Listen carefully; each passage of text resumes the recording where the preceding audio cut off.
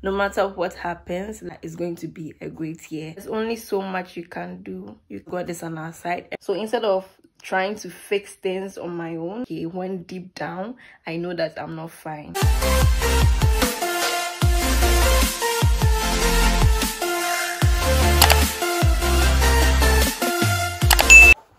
Hello lovely people, thank you for coming back, and if you are new here, welcome to my channel.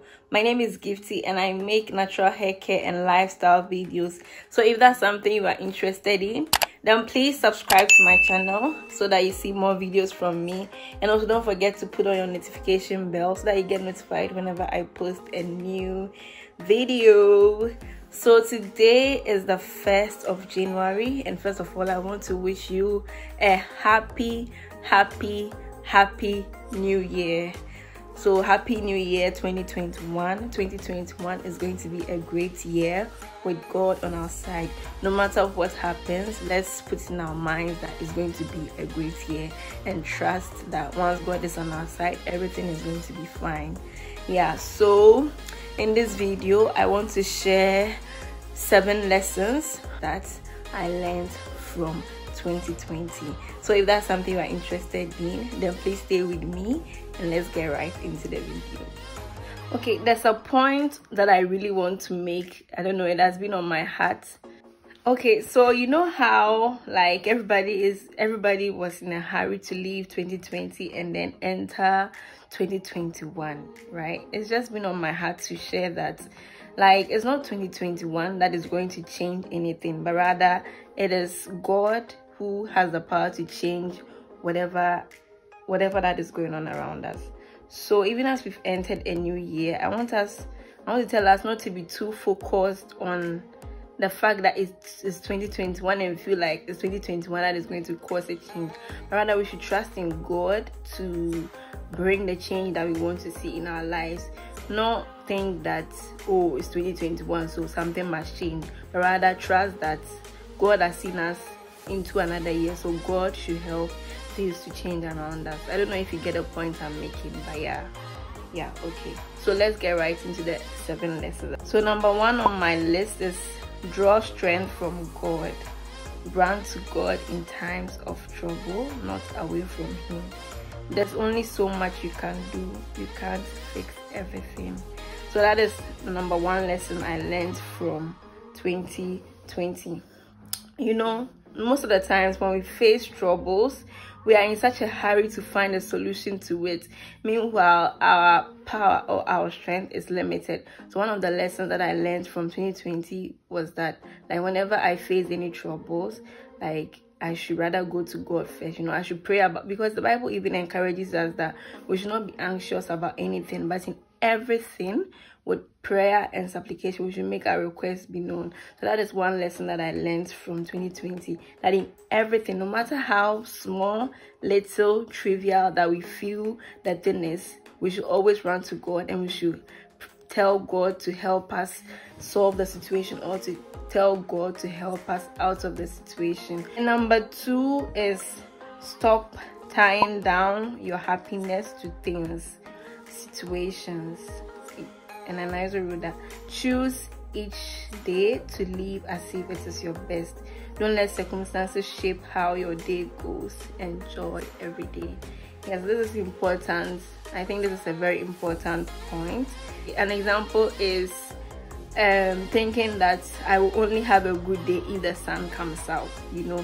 Then that means that if it rains that day, because I've put it in my mind that, oh, I'm only going to have a good day when the sun shines. When I see that it's raining, it means I automatically say that, oh, it's going to be such a bad day, it's going to be a horrible day, and then like the whole day, because of that, I end up having a bad day. Because in doing that, you limit yourself, you know.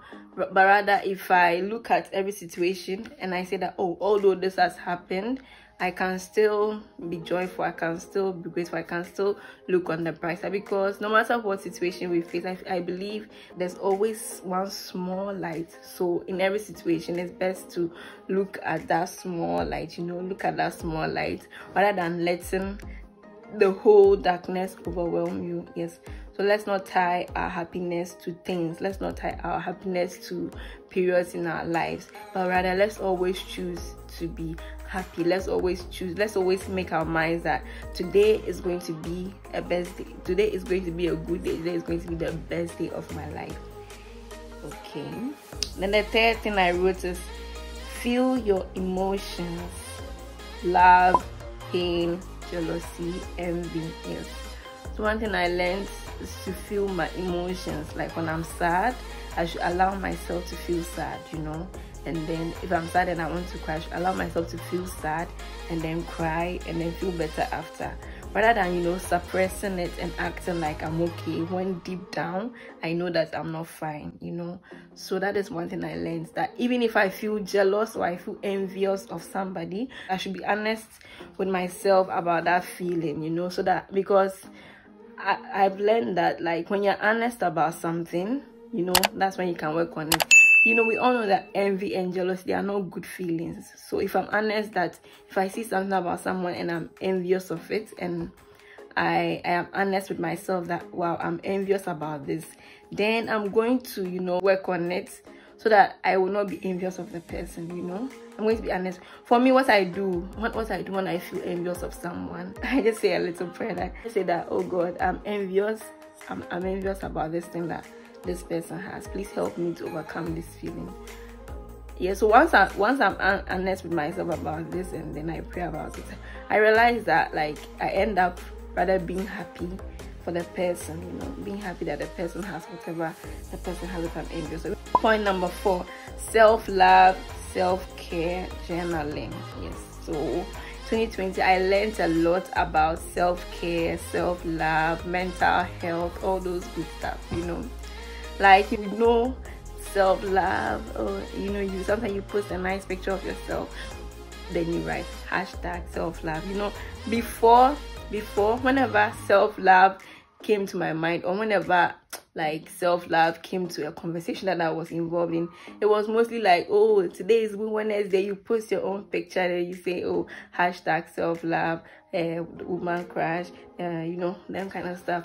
But then this year, maybe it was not just this year, maybe beginning from 2019 or something, but then this is the year that I really I really got to know more about it. Yeah, so I learned that self-love is not just like looking at the nice picture of yours and then suddenly developing this love for yourself. Yeah, I learned that self-love is like seeing myself at my very worst, seeing my toxic traits, seeing my darkest side, and then still loving me. Not saying that, oh, this is who I am, so take me as I am, you know. Still loving me and loving me enough to want to change the toxic parts of me. So that is the aspect of self-love that I learned about in 2020. Yeah.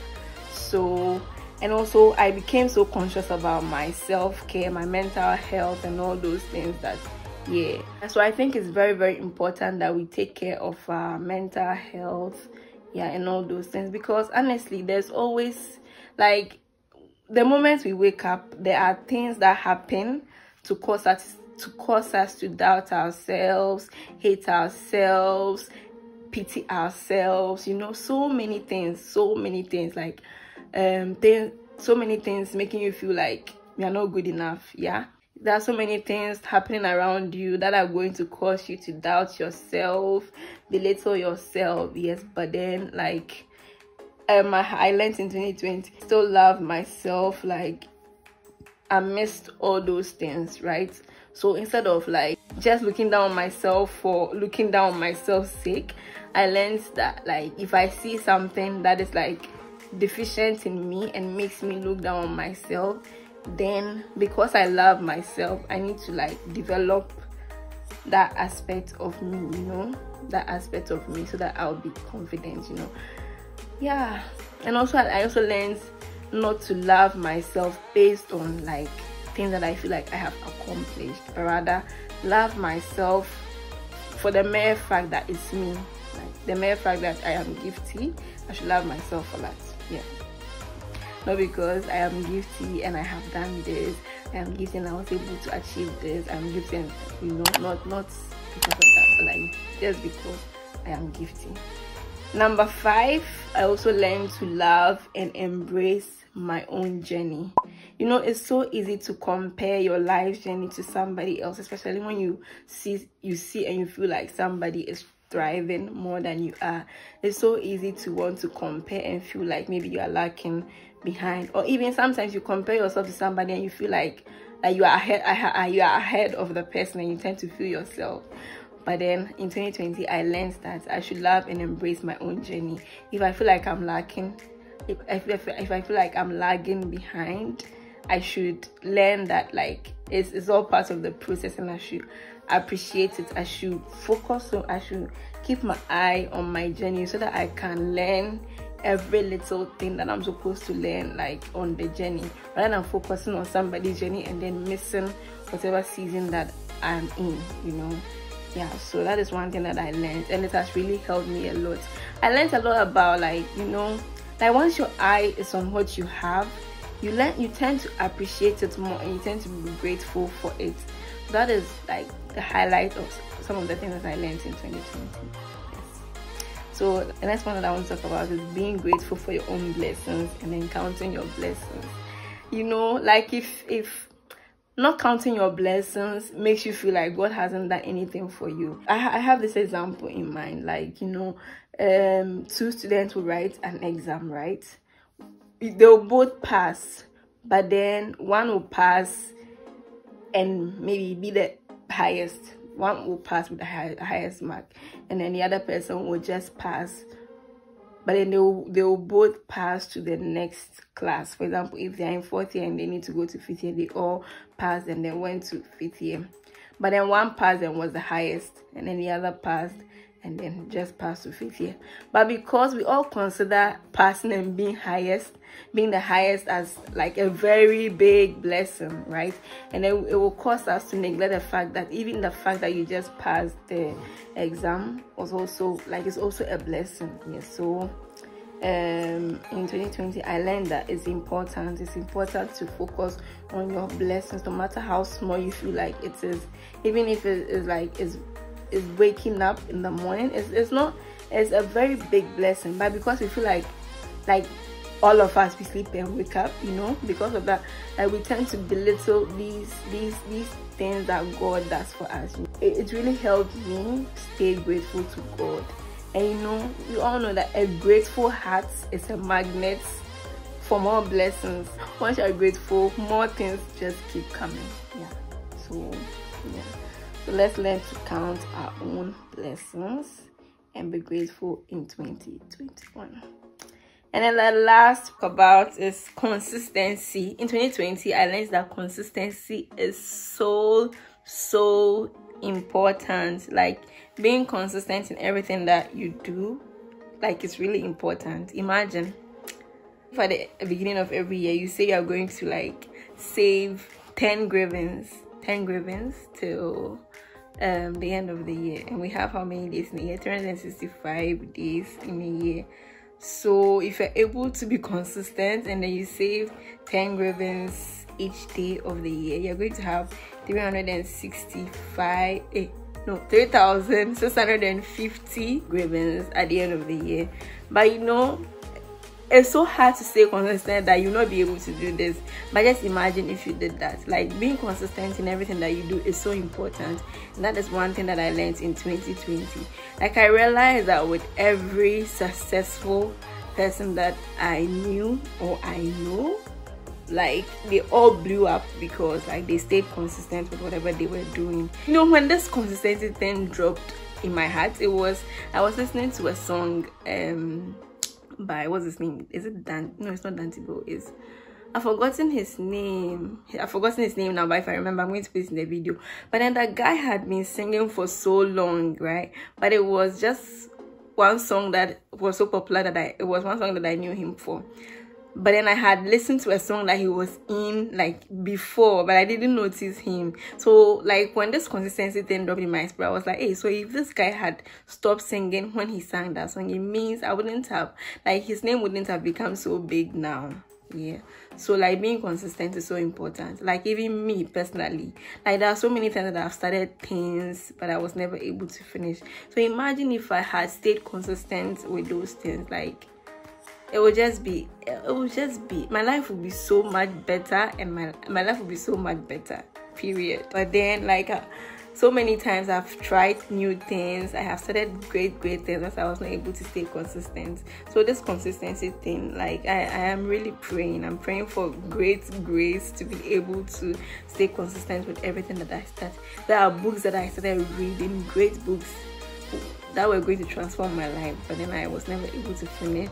I started working out so many times, but I was not able to stay consistent. But so yeah, so in the new year, I hope and I pray God help me to be disciplined so that I'll stay consistent with every single thing that I'm going to start, so that at the end of the year, like I'll have so much to account for. Yeah, so these are the 7 things that I learned in 2020 that I wanted to share with you. So I know you also learned something, so if you are comfortable to share it, you can drop it in the comment section down below so that we can also learn from you. I hope you enjoyed this video, and if you did, don't forget to give me a thumbs up, and please subscribe if you haven't done that already. Thank you so much for watching. Bye.